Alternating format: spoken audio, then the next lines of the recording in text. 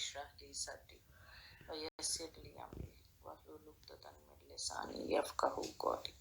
अस्सलामु अलैकुम व रहमतुल्लाहि व बरकातुहू। अज़ीज़ तुलबा, आज हम सूरह अनफ़ाल का तीसरा रुकू पढ़ेंगे जिसकी आयात हैं 20 से 28 तक। इससे पहले दूसरे रुकू में आप पढ़ चुके हैं कि अल्लाह ताला ने मुसलमानों को कुफ़ार के साथ मुकाबले की सूरत में क्या हदायत की थी कि किस तरह से मुसलमानों को कुफ़ार से लड़ना चाहिए, कि मैदान जंग में साबित कदम रहना चाहिए, बुज़दिली नहीं दिखानी चाहिए, डट के लड़ना चाहिए। और उसके साथ ही कुफ़ार को तंबीह की थी कि वो अपने नापाक इरादों से बाज आ जाएं, वरना उन्हें अल्लाह के अज़ाब से दो चार होना पड़ेगा। अब हम इस सूरह अनफ़ाल के तीसरे रुकू की तरफ आते हैं। आयत नंबर 20 का शुरू या अय्युहल्लज़ीना आमनू से किया गया है कि ए लोगो जो ईमान लाए हो, कि ईमान लाने के बाद मुसलमानों पर कुछ जिम्मेदारियां आयद होती हैं कि अब जबकि वो अपने रब पर ईमान ले आए हैं तो उन्हें क्या काम करने चाहिए और क्या काम नहीं करने चाहिए। अतीउल्लाह व रसूलहू, अतात करो अल्लाह और उसके रसूल की। अतीउल्लाह, अतात से अतात यानी फरमाबरदारी, हुक्म मानना। अतात का मतलब है फरमाबरदारी,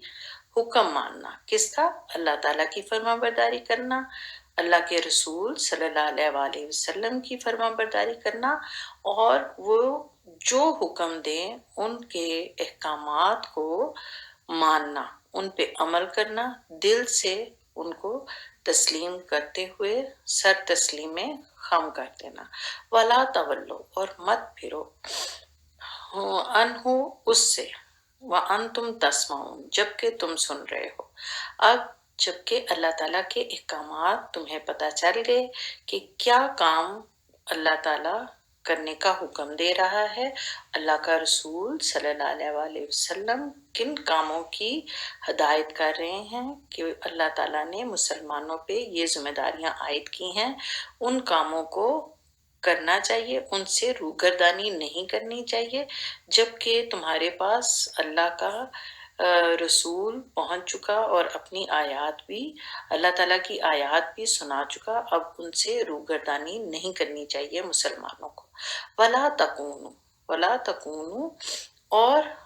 ना हो जाओ, कल्लज़ीना, उन लोगों की तरह, कालू, उन्होंने कहा, समीना, हमने सुन लिया। समीना को हाईलाइट करें, वह हम, हालांकि वो ला यस्माऊन, वो नहीं सुनते, ला नहीं, यस्माऊन, नहीं सुनते। इसी तरह ऊपर वाली आयत में भी अतीउल्लाह व रसूलहू को हाईलाइट करें और कोशिश करें कि अतीउल्लाह व रसूलहू को 2-3 दफा लिख के उसकी प्रैक्टिस कर लें, ताकि आपको छोटी छोटी अरबी जो है वो लिखनी भी आ जाए। अतीउल्लाह व रसूल, अतात रसूल के उसमें जुमरे में भी अगर कहीं पे भी आपको लिखनी पड़ जाए अरबी, उसमें आपकी जो है एक्स्ट्रा मार्क्स होते हैं बोर्ड के पॉइंट ऑफ व्यू से भी। और वैसे भी आप जब अरबी लिखते हैं तो आपको अरबी की समझ बूझ कितनी है इसका भी अंदाजा होता है। वला तकूनु कल्लज़ीना में से आप देखें कि इसमें उन लोगों की तरफ इशारा किया गया है कि जो अल्लाह और उसके रसूल सल्लल्लाहु अलैहि वसल्लम का हुक्म तो सुनते हैं लेकिन वो उस पर अमल नहीं करते, और जिस बात पर अमल ना किया जाए वो बिल्कुल वही उसी तरह है कि जैसे सुनी अनसुनी कर दी जाए। जब आपको कोई बात कही जाती है कि बेटे आपने ये काम करना है, ये नहीं करना, तो आप कहते हैं ठीक है हमने सुन लिया, लेकिन अगले ही लम्हे आप वही काम कर रहे होते हैं, तो फिर उससे कहने वाले को क्या अंदाजा होता है, क्या समझ आती है कि आपने जैसे उनकी बात सुनी ही नहीं। तो اس طرح سے ان لوگوں کی طرح نہیں ہو جانا جو اللہ اور ان کے اس کے رسول صلی اللہ علیہ وآلہ وسلم کے احکامات تو سنتے ہیں، ان تک احکامات پہنچائے تو جاتے ہیں، حق بات پہنچتی تو ہے، لیکن وہ اس پر عمل کرنے سے قاصر ہوتے ہیں، اس پر عمل نہیں کرتے، تو وہ بالکل اسی طرح ہے جیسے کہ انہوں نے کچھ سنا ہی نہیں۔ اگلی آیت ہے آیت نمبر 22، اِنَّا شَرُّ الدَّوَابِ، شَرُّ الدَّوَابِ کو آپ ہائی لائٹ کریں۔ دواب، دواب کا کیا مطلب ہے؟ دواب سے مراد ہے کہ لفظی ترجمہ ہے اس کا بدترین جانور۔ اس سے مراد اللہ کے نزدیک وہ کفار اور منافقین ہیں جو حق بات نہیں سنتے اور نہ ہی حق بات بیان کرتے ہیں اور نہ ہی حق بات کو سمجھنے کی صلاحیت رکھتے ہیں، کیونکہ یہ وہ لوگ ہیں جو ہدایت قبول کرنے سے آری ہیں، لہٰذا انہیں شر الدواب یعنی بدترین جانور کہا گیا ہے کہ وہ حق بات کو سنتے ہی نہیں اور بالکل اس طرح ہیں جیسے کہ جانور ہوں۔ اور دواب، دوابہ کہتے ہیں کہ زمین پر رینگنے والی جتنی بھی مخلوق ہے اس کو دواب کہا جاتا ہے، دواب رینگنے والی چیز۔ اور شر کے بدترین، ان سارے رینگنے والے جانداروں میں بدترین کون ہے؟ جو حق بات کو سنتے تو ہیں لیکن اس پہ کچھ عمل نہیں کرتے۔ ان اللہ کے نزدیک، اند اللہ ہو، اللہ کے نزدیک، سمن بکمن الذین لا یاقلون، اور بہرے اور گونگے ہیں جو کہ سمجھتے ہی نہیں۔ لا یاقلون کو ہائی لائٹ کریں، سمجھتے نہیں۔ سمن بکمن، سمن بہرے، بکمن گونگے، یعنی کہ وہ بات کو سنتے تو ہیں لیکن اس پر عمل نہیں کرتے، اور حق بات کو سنتے تو ہیں لیکن یہ کہ وہ اس کو آگے پہنچاتے نہیں، اس پر عمل ہی نہیں کرتے۔ اعوذ باللہ من الشیطان الرجیم، بسم اللہ الرحمن الرحیم۔ اگلی آیت میں دیکھیں، اور وَلَوْ عَلِمَ اللَّهُ، اور اگر جانتا اللہ، فیہم ان میں، خیرن کوئی بھلائی، خیر اللہ اسمعہم تو ضرور سنا دیتا ان کو۔ اللہ تعالیٰ اگر ان میں کوئی ایسی بھلائی دیکھتا، کوئی اچھائی دیکھتا، کوئی اچھے کام دیکھتا تو ضرور انہیں سنا دیتا۔ کیا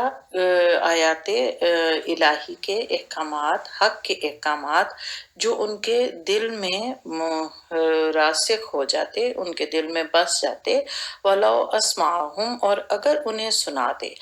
لَتَوَلَّوْا تو وہ ضرور پھر جائیں، وَهُمْ مُعْرِضُونَ اور وہ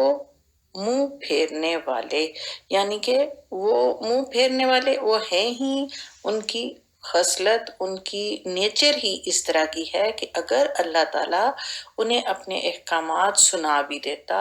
انہیں اس کی سمجھ بھی آ جاتی اور وہ حق بات کو مان بھی لیتے، لیکن وہ اس میں پھر بھی کوئی نہ کوئی بہانے ہی تلاش کرتے کہ اس طرح ہوتا تو ہم ایمان قبول کر لیتے، اگر آپ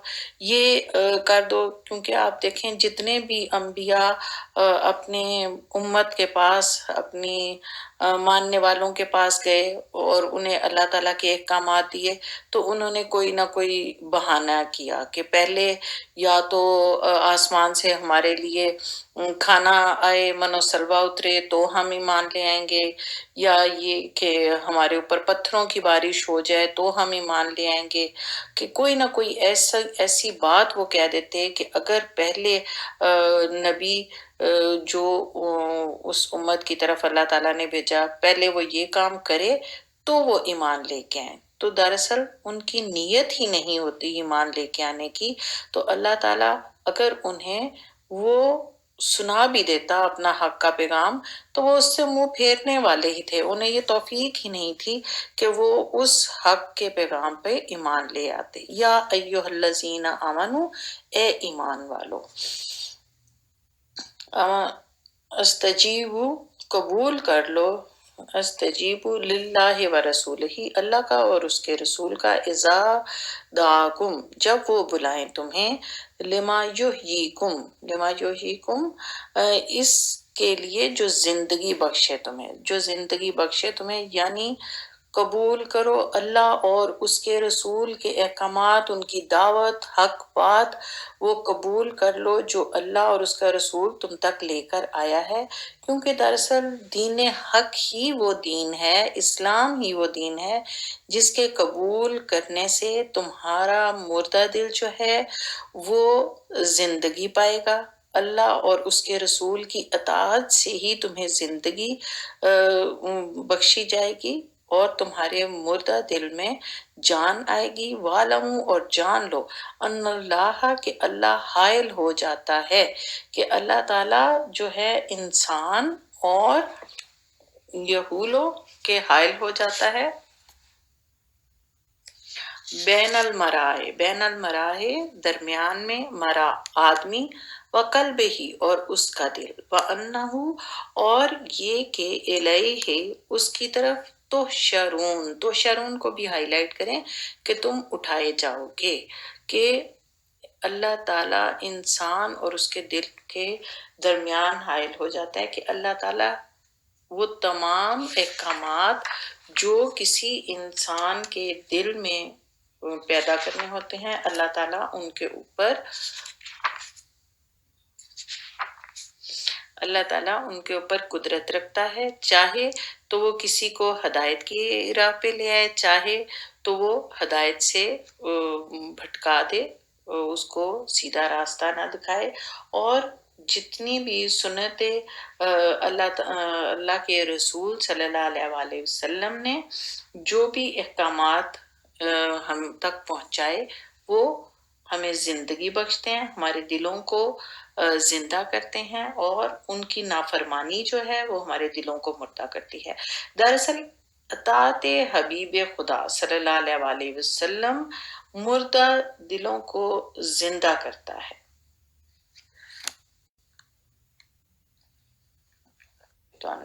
بسم اللہ الرحمن الرحیم، اگلی آیت میں آپ دیکھیں، وَاتَّقُوا اور ڈرو تم، فتنۃ اللہ، فتنۃ اللہ وہ فتنہ، فتنہ کو بھی ہائی لائٹ کریں، لا تصیبن الذین نہ پہنچے گا وہ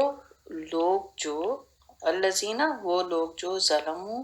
انہوں نے ظلم کیا، منکم خاصات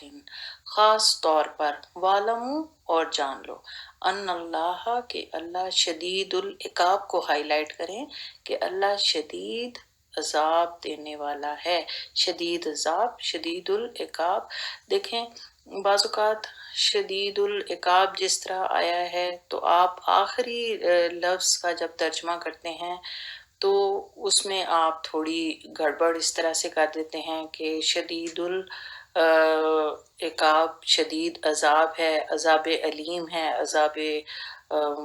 جلنے کا عذاب، جیسے عذاب الحریق آ جاتا ہے، تو لاسٹ ورڈ کا آپ جب ترجمہ کرتے ہیں تو اس میں آپ بے دہانی میں ہی کچھ شدید عذاب کی جگہ کچھ اور کر دیتے ہیں، تو اس لیے آپ پہلے لفظ کو، آخری لفظ کو، اور درمیان میں ایک دو آیتوں کے جو الفاظ ہوتے ہیں انہیں ہائی لائٹ کریں اور انہیں خاص طور پہ ذہن نشین کیا کریں کہ ان کے یہ میننگ ہے، جیسے وَاتَّقُوا بہت سی جگہوں پہ آیا ہے جس کا مطلب ہے ڈرو اللہ سے، فتنتن اور فتنہ، فتنہ کس چیز کا، کہ اللہ یہاں پہ کہا گیا ہے وہ فتنہ کون سا ہے، جس کی آگ جب بھڑک اٹھتی ہے تو وہ سب کو، پوری قوم کو اپنی لپیٹ میں لے لیتی ہے، اور جس کا عذاب جو ہے وہ کچھ افراد تک محدود نہیں رہتا۔ اور بعض علماء جو ہے اس کی تین وجوہات بیان کرتے ہیں کہ جس قوم میں یہ تین باتیں ہو جاتی ہیں اس قوم میں اللہ تعالیٰ کا عذاب نازل ہوتا ہے، جس کی لپیٹ میں پوری قوم آ جاتی ہے، اس میں سب سے پہلے یہ ہے کہ نیکی کا حکم کرنے اور برائی سے منع کرنے سے رک جانا، یعنی کہ جس قوم میں جو ہے وہ رشوت، چور بازاری اور برے کام اپنے عروج پہ ہوتے ہیں اور کوئی روکنے ٹوکنے والا نہیں ہوتا، تو ایسا فتنہ جب پھیل جاتا ہے تو اس کا وبال جو ہے وہ پوری قوم کو اٹھانا پڑتا ہے۔ دوسرا، ترک جہاد آ جاتا ہے۔ جب کوئی قوم جہاد کرنا چھوڑ دیتی ہے اور اللہ کی راہ میں جان دینے سے زیادہ وہ اپنی جان کی محبت میں یا اپنی جان کی پرواہ کرتی ہے، اللہ کی راہ میں جان دینے سے وہ گھبراتی ہے، جہاد کرنے سے گھبراتی ہے،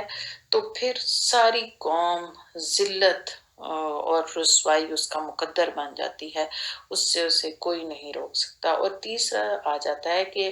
میدان جہاد سے فرار۔ میدان جہاد سے فرار بھی یہی ہے کہ جب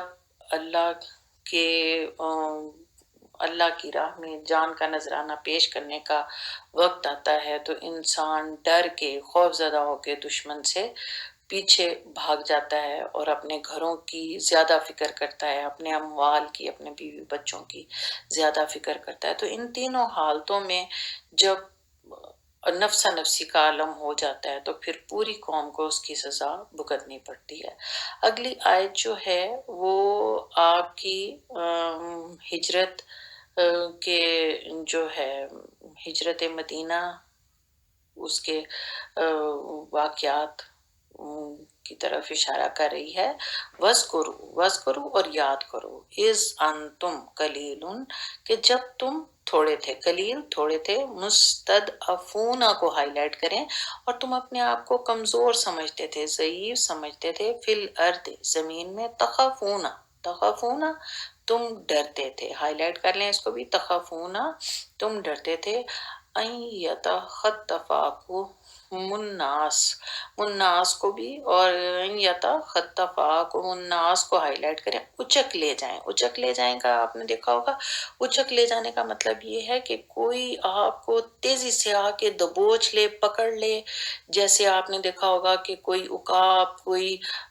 پرندہ تیزی سے آتا ہے اور کسی چھوٹے سے جانور کو وہ اپنے قابو میں کر کے اپنا شکار بنا کے لے جاتا ہے، اس کو چیر پھاڑ کر کے کھا لیتا ہے۔ تو اسی طرح مسلمان تھوڑے تھے، کہاں پہ تھوڑے تھے؟ مکہ میں جب ان کی تعداد کم تھی، تھوڑے تھے، تو وہ ہر وقت ڈرتے رہتے تھے کہیں ایسا نہ ہو کہ کوئی انہیں مار دے، پکڑ لے۔ فآواکم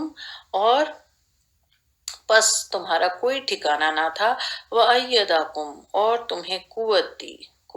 بِالنَّصْرِ ہی اپنی مدد سے، قوت دی اپنی مدد سے۔ یہ غزوہ بدر کی آ رہی ہے کہ اللہ تعالیٰ نے اس وقت مسلمانوں کو قوت دی، طاقت دی اور مدد پہنچائی اپنی، وَرَزَقَكُمْ اور تمہیں رزق دیا، یعنی کہ مال غنیمت دیا اللہ تعالیٰ نے بے حساب غزوہ بدر میں، منت طیبات اور پاکیزہ چیزیں۔ اب مال غنیمت کو امت محمدیہ کے لیے پاک حلال قرار دیا گیا، جبکہ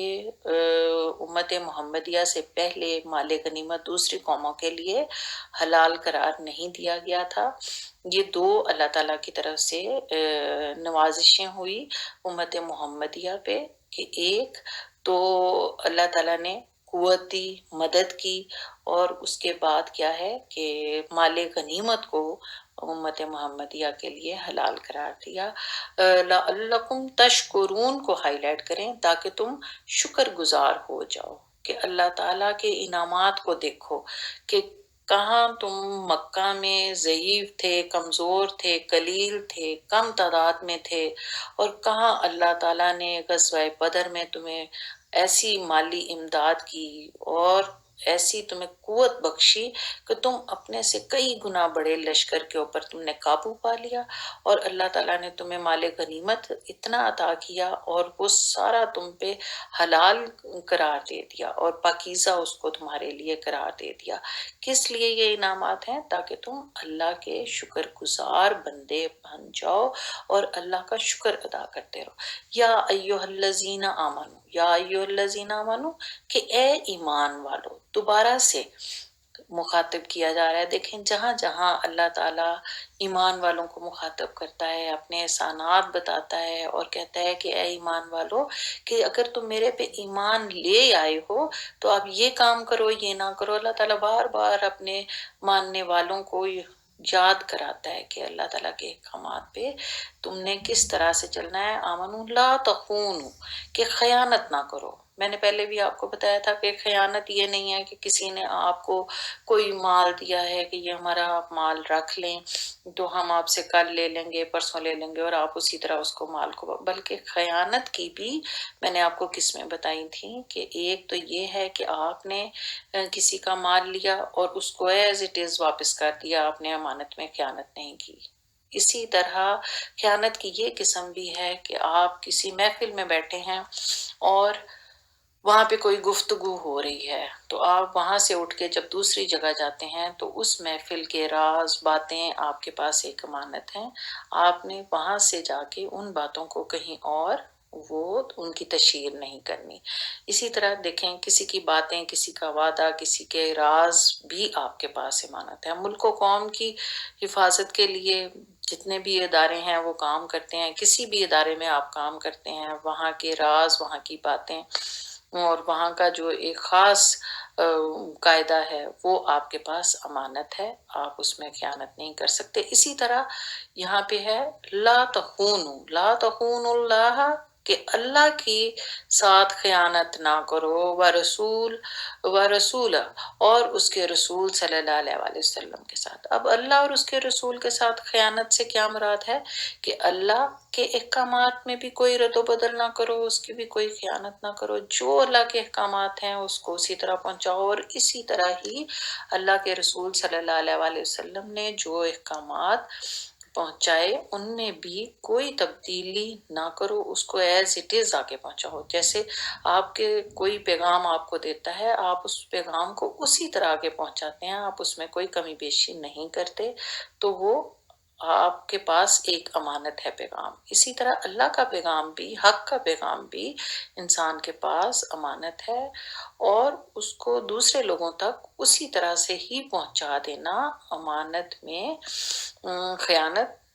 ना करना कहलाता है, कि आपने वो अमानत उसी तरह से ही आगे लोगों तक पहुंचा दी। अल्लाह के अहकामात की और अल्लाह के पैगाम की अमानत लोगों तक पहुंचा दी। व तखूनु, और ना खयानत करो, अमानतिकुम, अपनी अमानतों में। ये अपनी अमानतें भी वही हैं कि माल की अमानत, बातों की अमानत, राज की अमानत, अहद की अमानत, ये सब अमानतें। जो कोई आपको कहे कि ये बात मेरी किसी को ना बताना, ये चीज मेरी अपने पास अमानत रख लो, ये सब अमानतें हैं, और इनमें आपस की अमानतों में भी खयानत ना करो, और ना अल्लाह और उसके रसूल की अमानतों में खयानत करो। व अंतुम, और जब तुम तालमून, जानते हो कि क्या जानते हो कि इन अमानतों के बारे में, इन वादों के बारे में, और जो कुछ भी तुम करते हो उनके बारे में तुमसे पूछा जाएगा। ये सब बातें तुम्हारे इल्म में है। तो ये अमानत में खयानत के मुतालिक जो है वो अहद के बारे में भी जैसे है कि वादों के मुतालिक भी सवाल किया जाएगा, इसी तरह अमानतों के मुतालिक भी सवाल किया जाएगा। तो इनके बारे में आप बहुत मोहतात रहा करें, आपस में जब बात किया करें, आपस में एक दूसरे से अहद किया करें, आपस में एक दूसरे की बातें जो हैं वो भी आपके पास अमानत होती हैं। लड़ाई झगड़े का जो सबब बने, ऐसी बातों को पोशीदा रखा करें। अगली आयत में देखें, वालमू, और जान लो, अन्नमा, दर हकीकत, अमवालुकुम व औलादुकुम फितनतुन।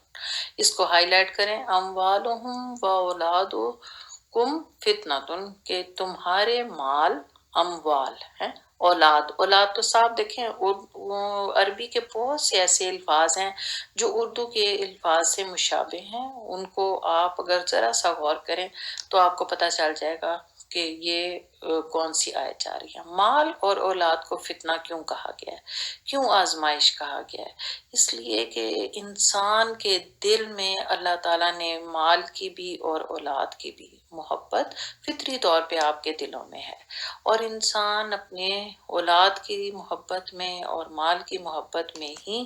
دوسرے کا حق مارتا ہے، دوسرے کے ساتھ ظلم کرتا ہے، زیادتی کرتا ہے۔ اس لیے اس کو آزمائش دیا گیا ہے کہ اللہ تعالیٰ کہتا ہے کہ کبھی میں تمہیں دے کے آزماتا ہوں، کبھی میں تم سے لے کے آزماتا ہوں، دونوں حالتوں میں آزمائش ہے کہ دیکھوں میرا بندہ میری کہی ہوئی باتوں کی کتنی قدر کرتا ہے، میرے امتحان میں جو میں اس سے امتحان لے رہا ہوں، اس کو مال کی فراوانی دے کر، اس میں وہ میرا شکر گزار ہوتا ہے یا نہیں ہوتا۔ جیسے کہ آپ نے دیکھا کہ بہت سے لوگ جو ہیں، جب بہت زیادہ ان کو اللہ تعالیٰ مال دیتا ہے، نعمتیں دیتا ہے، تو وہ سرکشی اختیار کر لیتے ہیں۔ وہ کہتے ہیں یہ تو ہماری اپنی محنت کی وجہ سے ہے، ہماری کوششوں کی وجہ سے ہے کہ ہم اس مقام تک پہنچے ہیں۔ اس میں وہ یہ نہیں سوچتے، فرعونیت آ جاتی ہے، وہ یہ نہیں سوچتے کہ یہ سب اللہ کا کرم ہے، اللہ نے اس پہ کرم کیا ہے کہ میں دیکھوں میرا بندہ میرا شکر ادا کرتا ہے کہ نہیں۔ اور اللہ تعالیٰ کہتا ہے کہ میرا شکر ادا کرو میں تمہیں اور دوں گا، اور میری ناشکری نہ کرو کہ میں اپنی دی ہوئی نعمتیں تم سے واپس بھی لے سکتا ہوں۔ وَأَنَّ اللَّهَ، اور یہ کہ اللہ، اندہو، کہ اللہ کے پاس، اجرن، اجر، اجرن دیکھیں صاف پتہ چل رہا ہے، اجرن، اجر، عظیم، عظیم کے بڑا، اور اللہ کے پاس بہت اجر ہے۔ کس چیز کا اجر ہے؟ تمہاری نیکیوں کا، تمہارے نیک کاموں کا۔ اگر تم اپنے مال کو اللہ کی راہ میں خرچ کرو گے، صحیح کاموں میں خرچ کرو گے، تو اللہ تمہیں اور دے گا، اور اگر تم اسے روکے رکھو گے، بخل کرو گے، کنجوسی کرو گے، اسے خرچنے سے ڈرو گے کہ کہیں میرا مال ختم نہ ہو جائے، تو وہ واقعی میں ختم ہو جاتا ہے، اللہ تعالیٰ اس میں بے برکتی ڈال دیتا ہے، اور اللہ تعالیٰ اپنی دی ہوئی نعمتوں کو واپس لے لیتا ہے۔ اسی طرح اولاد کی محبت بھی بہت آزمائش کا باعث ہوتی ہے۔ اولاد کے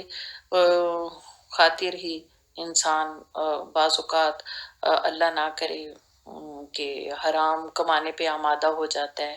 اپنے بہن بھائیوں کا حق مارنے پہ آمادہ ہو جاتا ہے، اور بہت سی جو ہے ناجائز باتیں وہ اولاد کی محبت میں کر دیتا ہے۔ اللہ تعالیٰ ہمیں ہمیشہ حق بات کرنے پہ اور ایسی باتیں کرنے پہ راضی رکھے جس پہ